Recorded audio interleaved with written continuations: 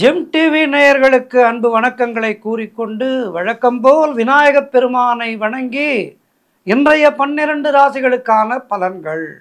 இன்று 19/5/2025 வைகாசி மாதம் 5ஆம் தேதி விஸ்வாவசு வருடம் அற்புதமான திங்கட்கிழமை சோமவாரம் நல்ல நாள். இன்றைய ஆதிக்க கிரகம் சந்திர பகவான். இன்று நாம் வழிபட வேண்டிய தெய்வம் சிவபெருமானை வணங்க வேண்டும். இன்றைய விசேஷம் என்று பார்த்தால் நல்ல சுபமுகூர்த்த நாள். வழக்கம் போல் இன்றைய நாளிலே மன வாழ்க்கையிலே அடியெடுத்து வைக்கின்ற தம்பதிகளுக்கெல்லாம் ஜெம் டிவியின் சார்பாக மனமார்ந்த ஆசீர்வாதங்களை தெரிவித்து கொண்டு எல்லோரும் எல்லா வளமும் நலமும் பெற்று வாழ்வாங்கு வாழ வேண்டும் என்று வாழ்த்துகின்றோம். சூரிய உதயம் இன்று காலை 5:43 சூரிய அஸ்தமனம் மாலை 6:28 இன்றைய நல்ல நேரம் காலை 6:30 முதல் 7:30 வரை, மாலை 4:30 முதல் மாலை 5:30 வரை. ராகு காலம் காலை 7:30 முதல் 9 வரை, யமகண்டம் காலை 10:30 முதல் 12 வரை, குளிகை நேரம் மதியம் 1:30 முதல் மதியம் 3 வரை. இன்றைய சுபகோரை சுக்கிரகோரை நேரம் காலை 11 முதல் 12 வரை. இன்றைய நட்சத்திரம் இன்று மாலை 4:15 வரை திருவோணம், அதன் பின்பு அவிட்ட நட்சத்திரம்.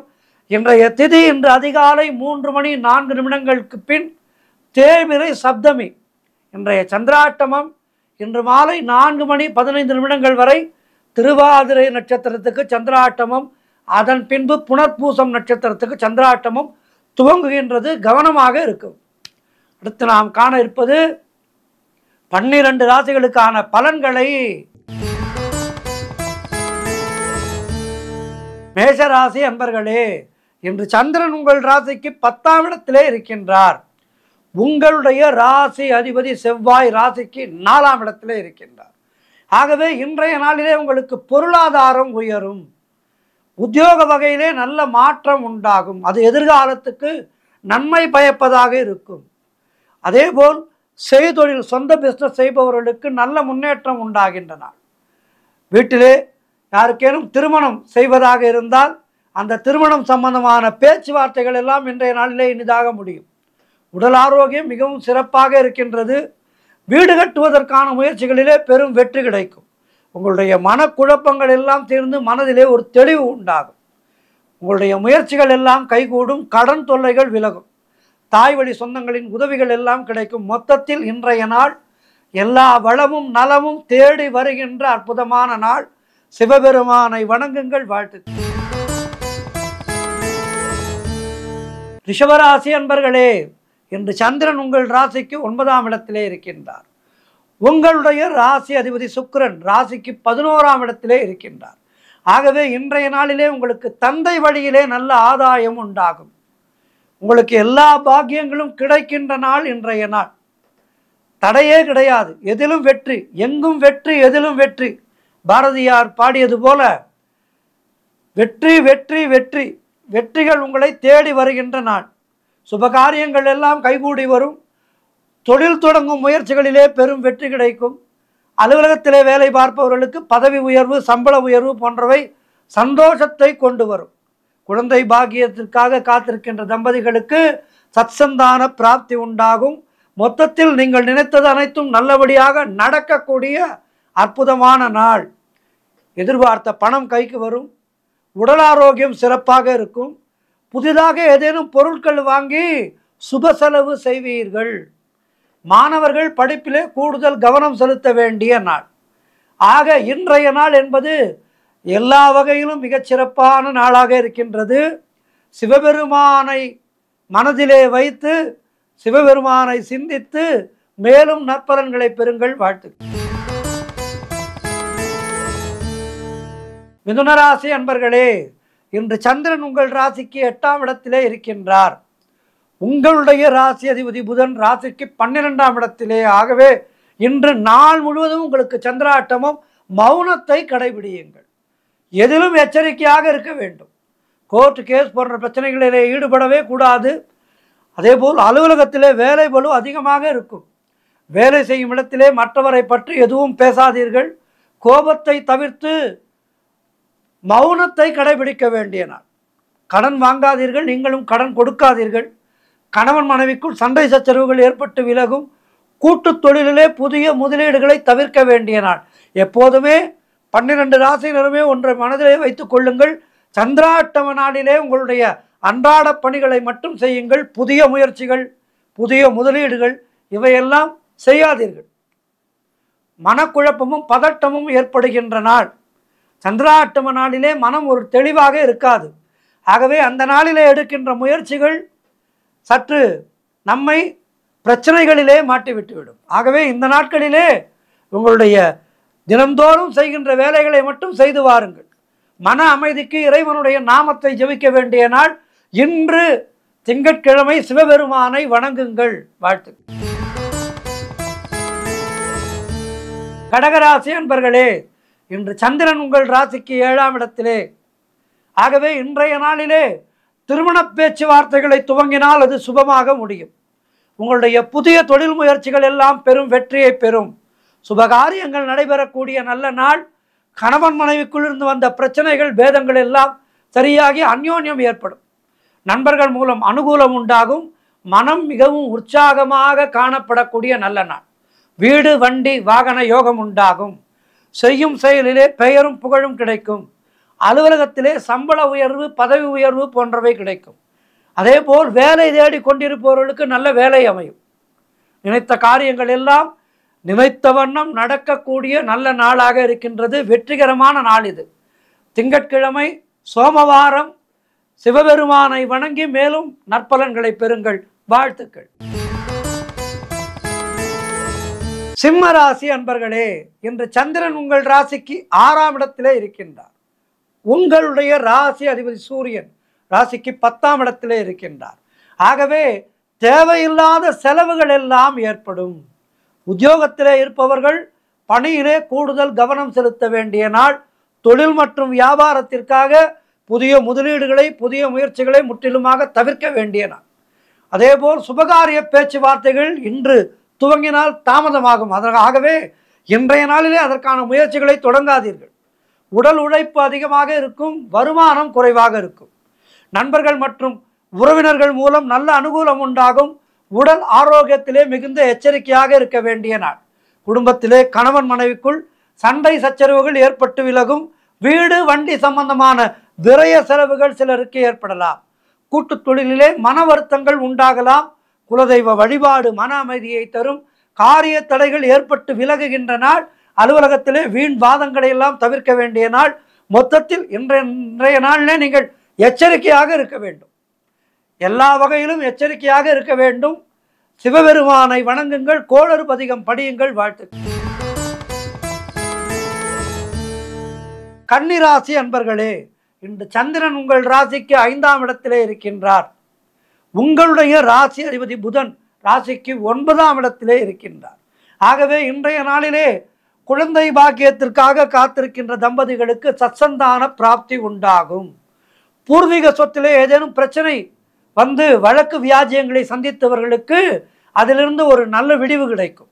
கூட்டு தொழிலிலே நல்ல முன்னேற்றம் உண்டாகும். கணவன் மனைவிடையே நல்ல ஒற்றுமை ஏற்படும், அந்யோன்யம் ஏற்படும். சுபவிரயங்கள் ஏற்படக்கூடிய நாள். ஏதேனும் பொருட்கள் வாங்குவீர்கள். திருமண பேச்சுவார்த்தைகள் சுபமாக முடிகின்ற நாள். அவரவர்களுடைய வயதுக்கேற்ப நல்லது நடக்கின்ற நாள். பழைய பாக்கிகள் வசூலாகும். உழைப்புக்கு ஏற்ற ஊதியம் கிடைக்கும். கடன் பிரச்சனைகள் முற்றிலுமாக முடிவுக்கு வரும். புதிய வேலை வாய்ப்புகள் உண்டாகும். தொழில் மற்றும் வியாபாரத்திலே நல்ல லாபம் உண்டாகின்ற நாள். நண்பர்கள் மூலம் அனுகூலம் உண்டாகும். சிறப்பான நாள் இது. சிவபெருமானை வணங்குங்கள். துலாம் ராசி அன்பர்களே, இன்று சந்திரன் உங்கள் ராசிக்கு 4ஆம் இடத்திலே இருக்கின்றார். உங்களுடைய ராசி அதிபதி சுக்கிரன் ராசிக்கு 6ஆம் இடத்திலே இருக்கின்றார். ஆகவே இன்றைய நாளிலே வீடு வண்டி வாகன யோகம் உண்டாகும். தொழிலிலே நல்ல முன்னேற்றம் உண்டாகும். வேலை பார்ப்பவராக இருந்தால் அலுவலகத்திலே ப்ரமோஷன் கிடைக்கும். சொந்த தொழில் செய்பவராக இருந்தால் தொழிலிலே நல்ல மேன்மை கிடைக்கும், நல்ல லாபம் கிடைக்கும். உங்களுடைய முயற்சிகள் எல்லாம் அருமையான வெற்றியை தரக்கூடிய நல்ல நாளாக இருக்கின்றது. முன்னோர்களுடைய ஆசீர்வாதம் பரிபூர்ணமாக கிடைக்கின்றது. கணவன் மனைவிடையே நல்ல ஒற்றுமை இருக்கின்றது. உறவினர்களால் ஆதாயம், ஒரு சிலருக்கு தாய் வழி சொத்துக்கள் கைக்கு வரும். மொத்தத்தில் சிறப்பான நாளாக இருக்கின்றது. திருமண பேச்சுவார்த்தைகள் இன்றைய நாளிலே துவங்கினீர்கள் என்றால் அது சுபமாக முடியும். விரைவிலே கெட்டி மேளம் கொட்டுவார்கள். ஆக மிக மிக சிறப்பான நாள் இது. சிந்தை மகிழ சிவபுராணத்தை படியுங்கள். வாழ்த்துக்கள். விருச்சிக ராசி அன்பர்களே, இந்த சந்திரன் உங்கள் ராசிக்கு 3ஆம் இடத்திலே இருக்கின்றார். உங்களுடைய ராசி அதிபதி செவ்வாய் ராசிக்கு 9ஆம் இடத்திலே இருக்கின்றார். ஆகவே இன்றைய நாளிலே மிகச்சிறப்பான வெற்றிகள் உங்களை தேடி வரும். உடல் ஆரோக்கியத்திலே நல்ல முன்னேற்றம் உண்டாகும். கடந்த சில நாட்களாக இருந்த உடல் உபாதைகள் எல்லாம் இன்றைய தினம் காணாமல் போய்விடும். கடன் தொல்லைகள் விலகும். நண்பர்கள் மூலம் எதிர்பார்த்த உதவிகள் கிடைக்கும். வேலை பார்ப்பவர்களுக்கு அதிலே நல்ல ஒரு முன்னேற்றம் ஏற்படும். அலுவலகத்திலே ஒரு நல்ல சூழ்நிலை உருவாகும். தந்தை உறவு வழியிலே நல்ல அனுகூலம் உண்டாகும். திருமணம் போன்ற சுபகாரிய பேச்சுவார்த்தைகள் இனிதே முடியும். கூட்டு தொழில் செய்பவர்களுக்கு நல்ல லாபங்கள் வரக்கூடிய நாள். வேலை தேடிக்கொண்டிருப்பவர்களுக்கு நல்ல வேலை கிடைக்கும். மொத்தத்தில் பொருள் வரவு, தனலாபம், திடீர் அதிர்ஷ்டம், நல்ல ஆரோக்கியம் என எல்லாமே சிறப்பாக அமைகின்ற நல்ல நாள். சுப செலவு செய்யக்கூடிய நாள். வருமானம் அதற்கேற்றாற் போல் வரும். கோவிலுக்கு சென்று சிவபெருமானை வணங்குங்கள். வாழ்த்துக்கள். தனுசு ராசி அன்பர்களே, இன்று சந்திரன் உங்கள் ராசிக்கு 2ஆம் இடத்திலே இருக்கின்றார். உங்களுடைய ராசி அதிபதி குரு ராசிக்கு 7ஆம் இடத்திலே இருக்கின்றார். ஆகவே இன்றைய நாளிலே உங்களுடைய எதிர்பார்ப்புகள் எல்லாம் பூர்த்தியாகும். திருமணம் போன்ற சுபகாரிய பேச்சுவார்த்தைகள் நல்லபடியாக முடியும். புதிதாக வீடு வாங்க வேண்டும் என்ற எண்ணம் உள்ளவர்களுக்கு நல்ல வீடு அமையும். முன்பணம் கொடுத்து விடுவீர்கள். அதேபோல் வண்டி வாகன சேர்க்கையும் இன்றைய நாளிலே உண்டு. பழைய பாக்கிகள் வசூலாகும். காரிய வெற்றிகள் உண்டாகின்ற நாள். குலதெய்வ வழிபாடு வெற்றியை தரும்.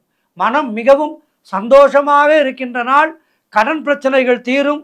பொருளாதாரம் திருப்திகரமாக இருக்கும். பிள்ளைகளால் பெருமை ஏற்படும். வாழ்க்கை துணையால் மகிழ்ச்சி உண்டாகும். உறவினர்களோடு இருந்து வந்த மன வருத்தங்கள் எல்லாம் தீரும். திருமணம் போன்ற சுபகாரிய பேச்சுவார்த்தைகள் இனிதே முடியும். அலுவலகத்திலே இருந்து வந்த நெருக்கடிகள் குறையும். மொத்தத்தில் சிறப்பான நாள் இது. சிவபெருமானை வணங்குங்கள். வாழ்த்து. மகர ராசி அன்பர்களே, இன்று சந்திரன் உங்கள் ராசியிலேயே இருக்கின்றார். உங்களுடைய ராசி அதிபதி சனி ராசிக்கு 2ஆம் இடத்திலே இருக்கின்றார். ஆகவே இன்றைய நாளிலே குழந்தை பாக்கியத்திற்காக காத்திருக்கின்ற தம்பதிகளுக்கு சத்சந்தான பிராப்தி உண்டாகும். தொழில் மற்றும் வியாபாரத்திலே சிறப்பான முன்னேற்றம் உண்டாகும். உங்களுடைய காரிய தடைகள் எல்லாம் விலகி நீங்கள் எடுக்கின்ற முயற்சிகளிலே பெரும் வெற்றி ஏற்படும். வேலை இல்லாதவர்களுக்கு நல்ல வேலை கிடைக்கும். நண்பர்கள் உறவினர்கள் மூலம் அனுகூலம் உண்டாகும். உங்களுடைய பொருளாதாரம் திருப்திகரமாக இருக்கும். அதனால் கடன்கள் எல்லாம் அடையும். கடன் அடைந்து நிம்மதி பெருமூச்சு விடுவீர்கள். தொட்டதெல்லாம் பொன்னாக கூடிய அற்புதமான நாள். மனம் சந்தோஷமாக இருக்கும். அலுவலகத்திலே பதவி உயர்வு, சம்பள உயர்வு போன்றவை கிடைக்கும். திருப்திகரமான நாள் இந்த நாள். சிவபெருமானை வணங்குங்கள். வாழ்த்துக்கள். கும்பராசி அன்பர்களே, இன்று சந்திரன் உங்கள் ராசிக்கு 12ஆம் இடத்திலே இருக்கின்றார். உங்களுடைய ராசி அதிபதி சனி ராசியிலேயே இருக்கின்றார். ஆகவே இன்றைய நாளிலே உடல் ஆரோக்கியத்திலே எச்சரிக்கையாக இருக்க வேண்டும். சுப செலவுகள் உண்டாகின்ற நாள். கொடுத்த வாக்கை காப்பாற்ற முடியாத சூழ்நிலைகள் ஏற்படலாம். அலுவலகத்திலே வேலை பளு அதிகமாக இருக்கும். பொருளாதாரம் நெருக்கடியாக இருக்கின்றது. சிலருக்கு வீண் விரயங்கள் உண்டாகும். தொழில் சம்பந்தமான புதிய கடன் எதுவும் வாங்காதீர்கள். புதிய முயற்சிகளை இன்றைய நாளிலே தவிர்ப்பது நல்லது. மேலதிகாரிகளால் நெருக்கடிகள் உண்டாகும். சிலருக்கு வேலையிலே மாற்றம் ஏற்படும். தேவையில்லாமல் மற்றவர்களுடைய விஷயங்களிலே தலையிடாதீர்கள்.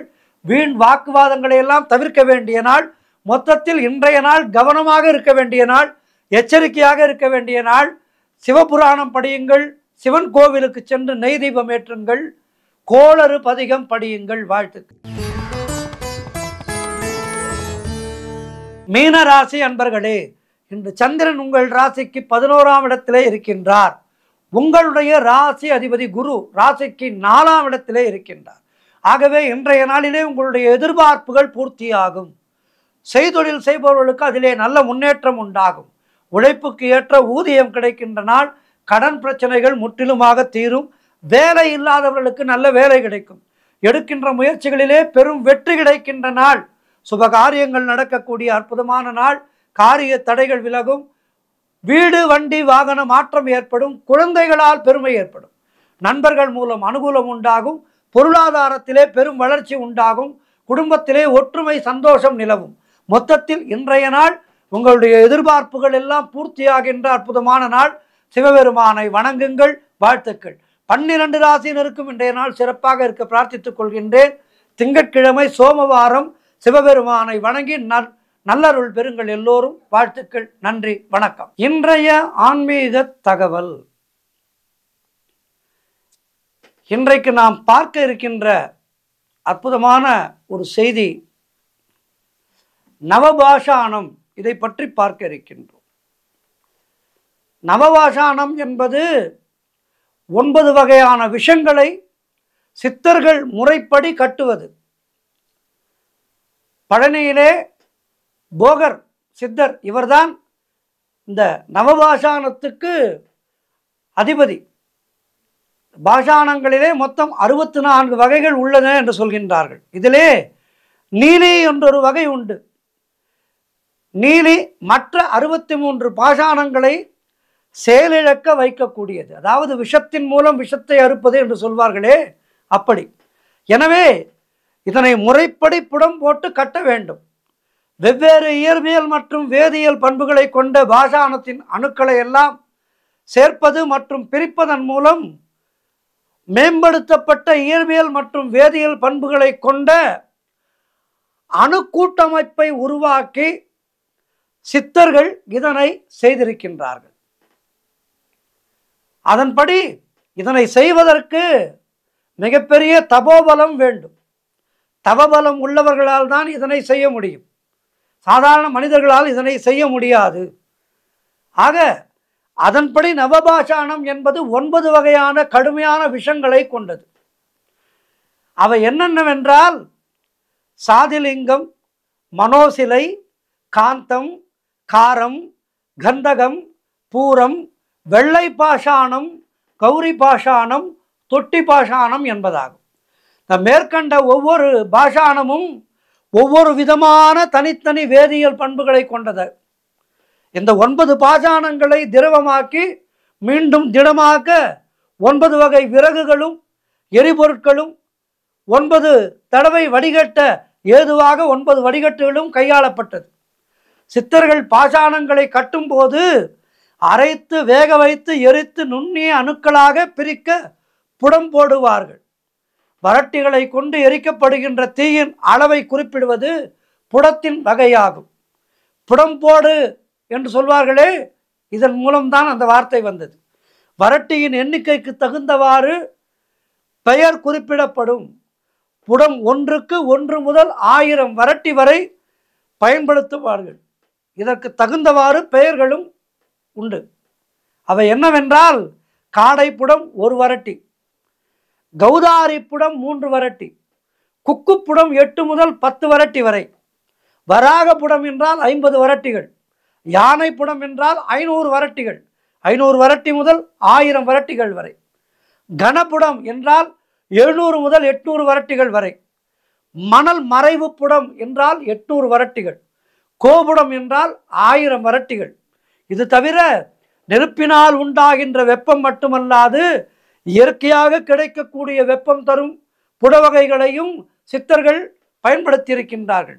அவை கோபுரப்புடம் என்பது மணல், பானிட புடம் என்பது தண்ணீர், உமிப்புடம் என்பது உமி, தானிய புடம் என்றால் நெல், சூரிய புடம் என்றால் வெயில், சந்திரப்புடம் என்றால் நிலவொளி, பருவப்புடம் என்றால் பௌர்ணமி நிலவு, இருள் புடம் என்றால் அமாவாசை இரவு, பனிப்புடம் என்றால் பனி,